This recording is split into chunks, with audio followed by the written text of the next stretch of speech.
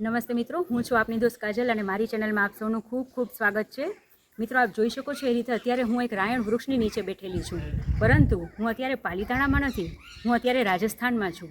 અને રાજસ્થાન ઘણા બધા લોકો આ વિસ્તારને શુષ્ક માને છે, કારણ કે અહીં ભારતનું મોટામાં મોટું રણ આવેલું છે, થારનું રણ.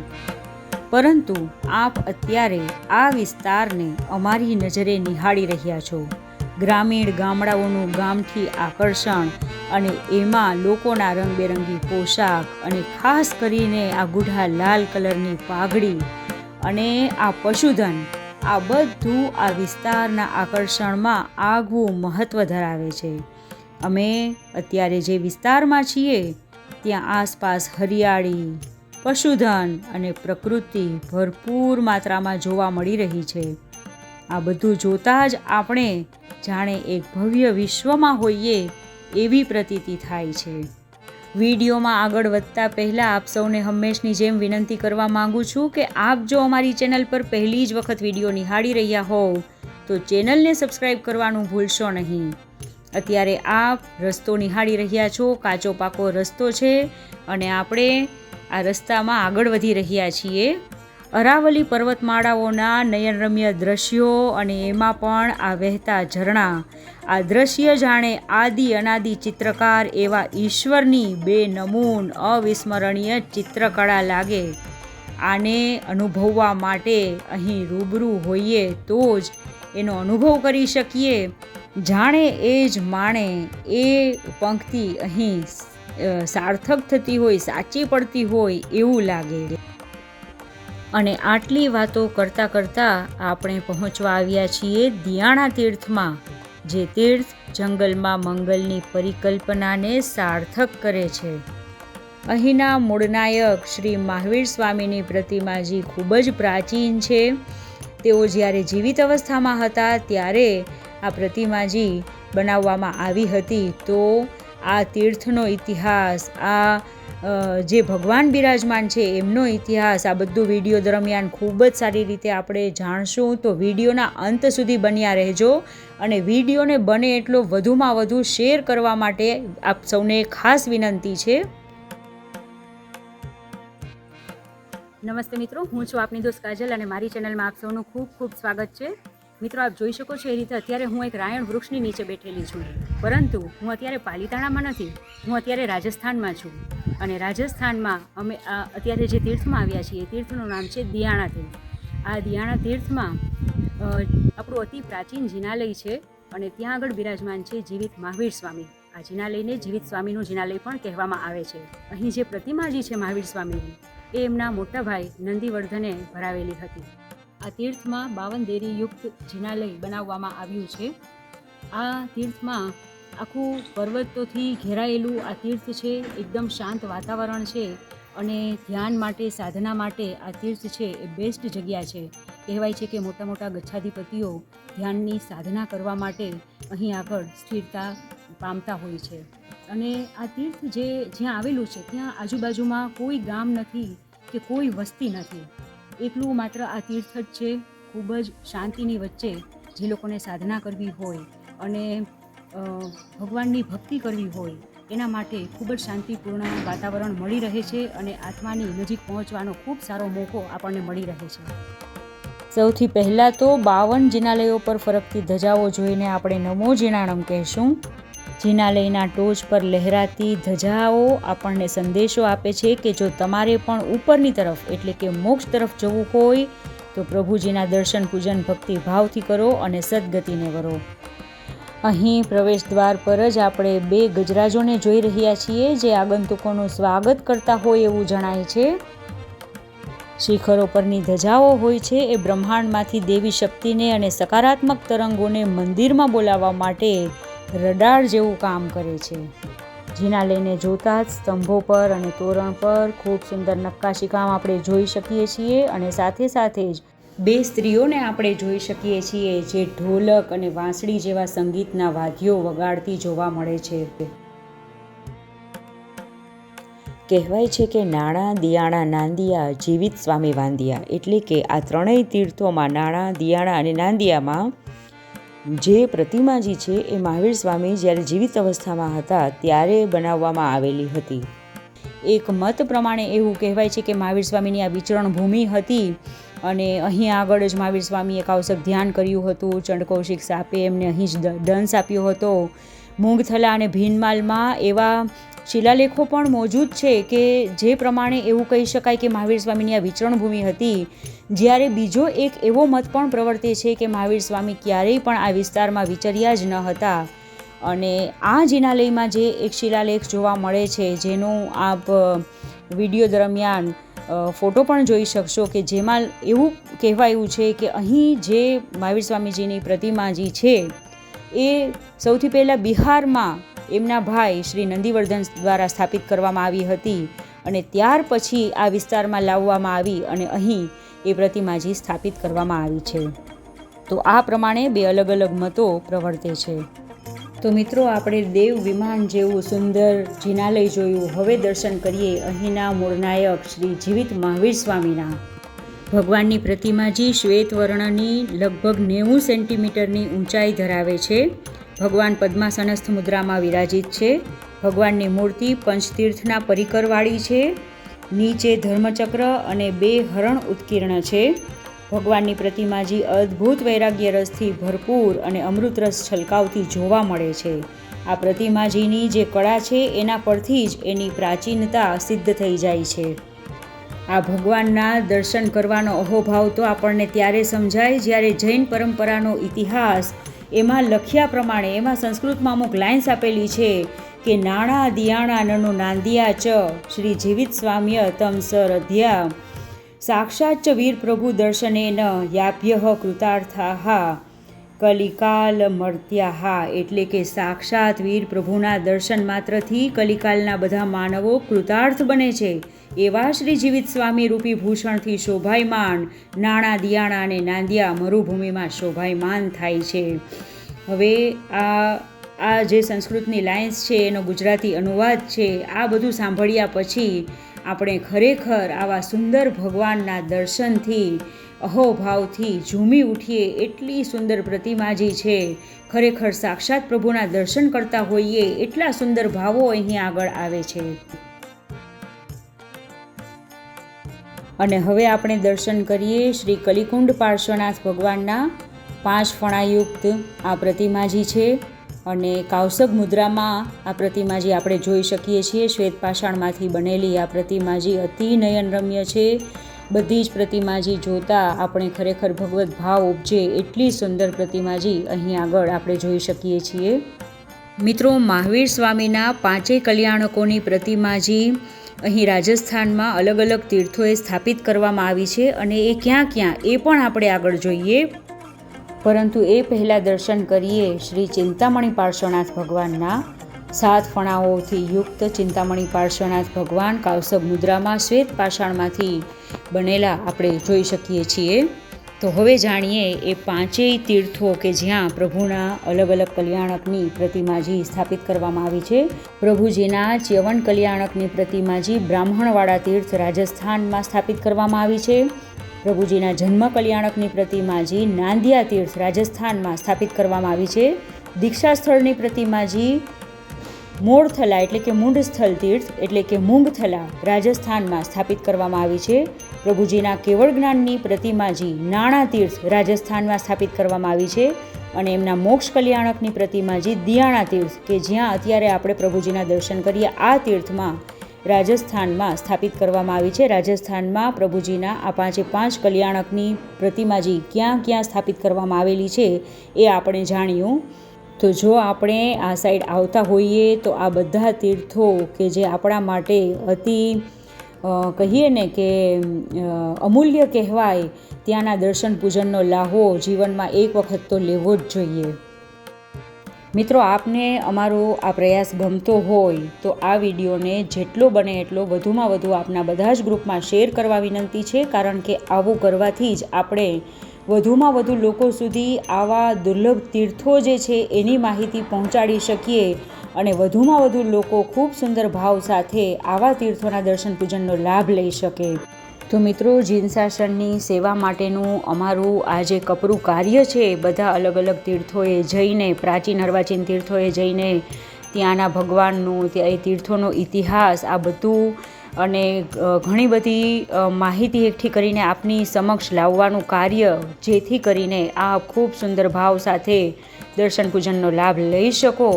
આ કપરું કાર્ય જે છે એને વેગવંતું બનાવવા માટે આપનું આ ચેનલને સબસ્ક્રાઈબ કરવું અને વિડીયોને શેર કરવું અત્યંત જરૂરી છે.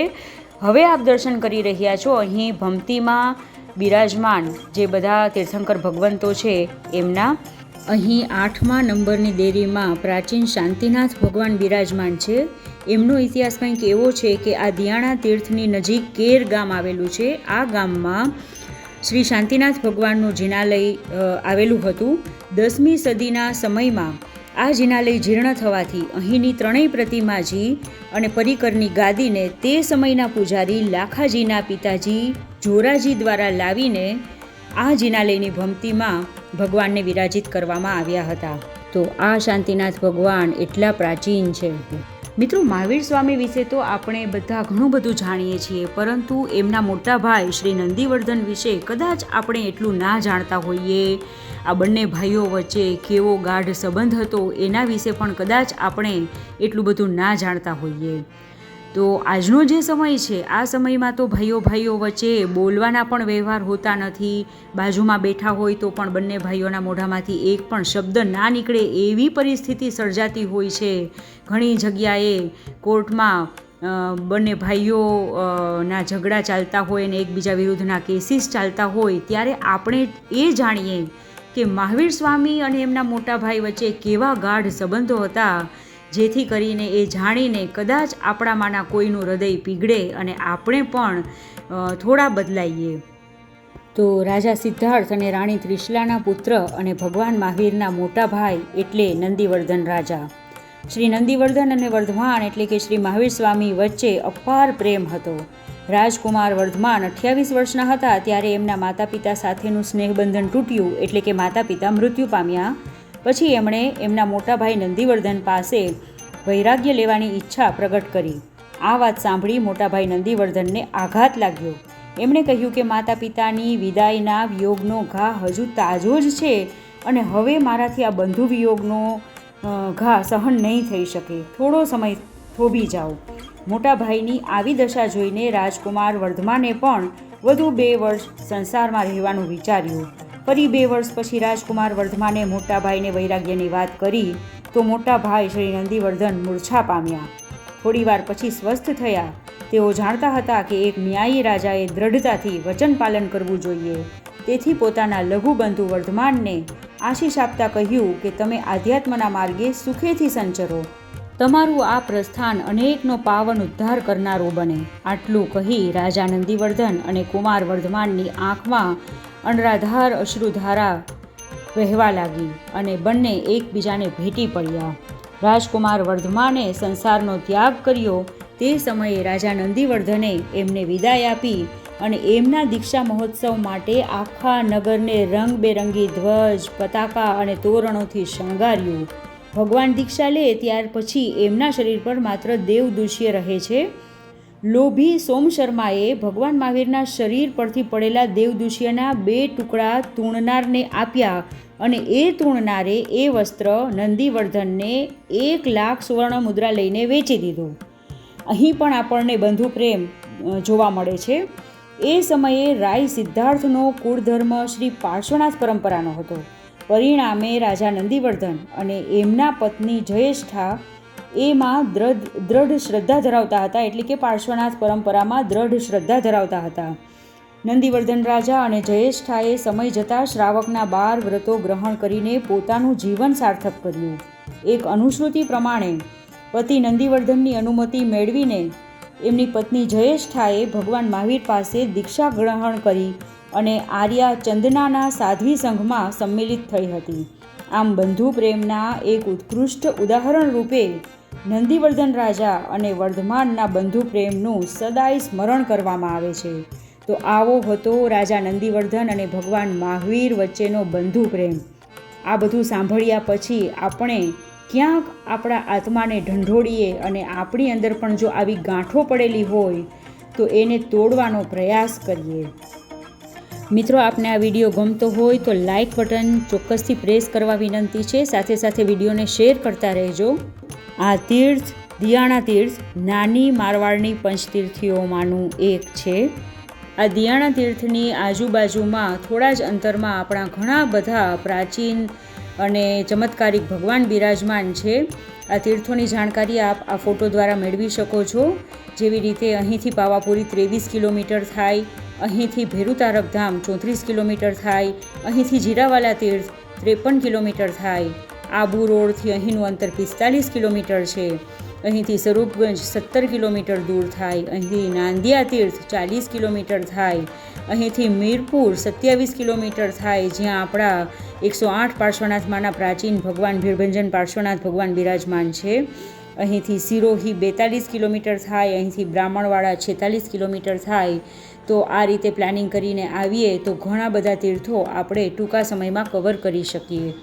આપણે જાણ્યું તેમ અહીં બિરાજમાન જીવિત મહાવીર સ્વામીની પ્રતિમાજી એમના મોક્ષ કલ્યાણકની છે અને આ પ્રતિમાજી મહાવીર સ્વામીના મોટા ભાઈ શ્રી નંદીવર્ધન રાજા દ્વારા મહાવીર સ્વામી જ્યારે જીવિત હતા ત્યારે 2550 વર્ષ પહેલાં બિહારમાં ભરાવેલી હતી. પરંતુ 9મા સૈકામાં ત્યાં જૈન ધર્માનુરાગીઓ પર ખૂબ જ વિપત્તિઓ આવવાથી ત્યાંથી આ પ્રતિમાજીને લઈને ઘણા જૈનો આ પ્રદેશમાં આવ્યા અને અહીં જિનાલય બનાવીને પ્રતિમાજીને સ્થાપિત કરી. આ જિનાલયનો જીર્ણોદ્ધાર પૂર્ણ થયે વિક્રમ સંવત 2025ના જેઠ સુદ બીજના દિવસે સવારે 9:11 પરમ પૂજ્ય આચાર્ય ભગવંત શ્રી જિનેન્દ્ર સુરીશ્વરજી મહારાજની નિશ્રામાં અહીં પ્રતિષ્ઠા કરવામાં આવી અને આ જિનાલયનો પુનઃ જીર્ણોદ્ધાર કરાવીને 52 જિનાલયમાં પરિવર્તન કરવામાં આવ્યું અને પરમ પૂજ્ય આચાર્ય ભગવંત શ્રી જિનેન્દ્ર સુરીશ્વરજી મહારાજના શિષ્યરત્ન 425 પ્રતિષ્ઠા શિરોમણી આચાર્ય ભગવંત શ્રી પદ્મ સુરીશ્વરજી મહારાજ સાહેબની નિશ્રામાં સંવત 2054 ને જેઠ સુદ બીજના દિવસે સવારે 9:11 અહીં પુનઃ પ્રતિષ્ઠા થઈ હતી. જેઠ સુદ બીજના દિવસે આ જિનાલયને ધજા ચડે છે. શ્રીમાન પૂનમચંદજી લાલજી પેશવા પરિવાર તરફથી આ જિનાલયની કાયમી ધજા ચડે છે. અરાવલી પર્વતોની શૃંખલામાં એક પહાડી પર સ્થિત આ દિયાણા તીર્થ દયાવટ, દિયાવરા વગેરે નામોથી પ્રચલિત છે અને એક સમયે આ ક્ષેત્ર ધનાઢ્ય જૈનોની વસ્તી ધરાવતું હતું. 14મા સૈકામાં આ જિનાલય ખૂબ જ પ્રસિદ્ધિ પામી ચૂક્યું હતું. તેથી તે સમયના રાજવી તેજપાલે અને મંત્રી કૃપાએ આ જિનાલયને વાવ ભેટ કરી હતી. અહીં બિરાજમાન ભગવાન મહાવીરથી ખાસ લગાવ હોવાના કારણે પાલિતાણાના નંદપ્રભા પરિવાર નિર્મિત જિનાલયમાં પણ દિયાણા તીર્થના મૂળનાયક મહાવીર સ્વામીની આબેહૂબ પ્રતિમાજી સ્થાપિત કરવામાં આવી છે. અહીં આપ રાયણ વૃક્ષના દર્શન કરી શકો છો. આ રાયણ વૃક્ષને ખૂબ જ પવિત્ર માનવામાં આવે છે. સાધના માટે રાયણ વૃક્ષ ઉત્તમ નિમિત્ત બને છે. ઘણા બધા સાધકો રાયણ વૃક્ષની નીચે પોતાની સાધના કરતા હતા. અહીં શ્રી દિયાણા તીર્થોદ્ધારક તપાગચ્છ આચાર્ય ભગવંત વિજય શ્રી જિનેન્દ્ર સુરીશ્વરજી મહારાજ સાહેબનું ગુરુ મંદિર આવેલું છે. મિત્રો, અહીં ભોજનાલય અને ધર્મશાળાની ખૂબ સુંદર સગવડ છે. તો રહેવા જમવાની સારી એવી સગવડ છે અહીં આગળ. તો ત્રણેય તરફથી પહાડીઓથી ઘેરાયેલું આ તીર્થ અને અહીંનું શાંત વાતાવરણ આપણને ભક્તિમય અને પ્રસન્નચિત્ત બનાવી દે છે. તો સમયની અનુકૂળતા હોય તો સારો એવો સમય લઈને આવા તીર્થોએ જઈએ તો ત્યાં આગળ ખૂબ સુંદર ભાવ સાથે ભક્તિ કરી શકીએ અને આપણા આત્માને પરમાત્મા સાથે જોડવાનો ખૂબ સારો મોકો આપણને મળી રહે છે. તો આજે આપણે આટલા પ્રાચીન તીર્થમાં આવ્યા, આટલા પ્રાચીન શ્રી જીવિત મહાવીર સ્વામીના અને અનેક તીર્થંકર ભગવંતોના ખૂબ સુંદર દર્શન કર્યા. મૂળ ગભારો, ગૂઢ મંડપ, નવચોકી, સભા મંડપ અને ભમતીમાં 48 દેરીયુક્ત શિખરબંધી 52 જિનાલયની રચનાવાળા આ જિનાલયના આજે આપણે દર્શન કર્યા. ઘણા બધા તીર્થંકર ભગવંતોના દર્શન કરીને પાવન થયા. આપને આ વિડીયો કેવો લાગ્યો એ કોમેન્ટ સેક્શનમાં ચોક્કસથી જણાવશો અને આપને વિડીયો ગમ્યો હોય તો લાઈક બટન પ્રેસ કરવાનું ભૂલશો નહીં અને આપના બધા જ મિત્રો સાથે અને બધા જ ગ્રુપમાં આ વિડીયો શેર કરવા ખાસ વિનંતી છે. તો મિત્રો, જ્યારે પણ આપણે રાજસ્થાન આવીએ ત્યારે આવા પ્રાચીન અને અદ્ભુત ભગવાનના દર્શન પૂજનનો લાભ લઈ આપણા આત્માને પરમાત્મા સાથે જોડવાનું ખાસ લક્ષ્ય રાખીએ, એ જ ભાવના સાથે વિરમું છું. જોવા માટે ધન્યવાદ.